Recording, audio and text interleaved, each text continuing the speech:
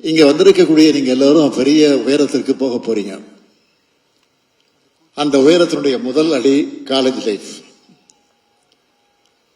அதுலயும் நாட்டிலேயே முதன்மையான கல்வி நிறுவனங்கள்ல நுழையும் போது உங்களுக்கு புது கதவுகள் திறக்கும், புது சூழல் அமையும், புது அனுபவங்கள் கிடைக்கும்.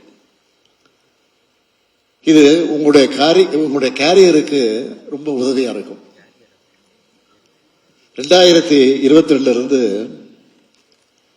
கடந்த 3 ஆண்டுகள்ல நம்ம அரசு பள்ளி மாணவர்கள் எத்தனை பேருக்கு முதன்மை உயர்கல்வி நிறுவனங்கள் இடம் கிடைச்சிருக்கு தெரியுமா? 9,777 பேருக்கு இடம் கிடைச்சிருக்கு.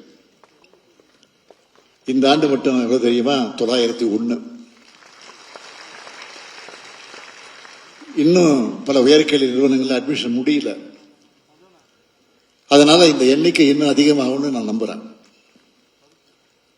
இதுல இன்னொரு சிறப்பு என்னன்னா, கடந்த 3 ஆண்டுகளா ஐஐடிக்குள்ள சிங்கிள் டிஜிட் நுழைஞ்சுக்கிட்டு இருந்த நம்ம பசங்க இந்த ஆண்டு 27 பேர் நுழைய போறாங்க. அதாவது டபுள் டிஜிட். குறிப்பிட்ட சில டிபார்ட்மெண்ட் இல்லாம 93 முதன்மை உயர்கல்வி நிறுவனங்கள்ல 50 டிபார்ட்மெண்ட்ஸ்ல 901 அரசு பள்ளி மாணவர்கள் சேர்றாங்க. இதுல 150 பேர் மாற்றுத்திறன் கொண்ட குழந்தைகள். இதனால்தான் தம்பி அன்பில் மகேஷ் அடிக்கடி சொல்றாரு, அரசு பள்ளிகள் வறுமையின் அடையாளம் அல்ல, பெருமையின் அடையாளம்.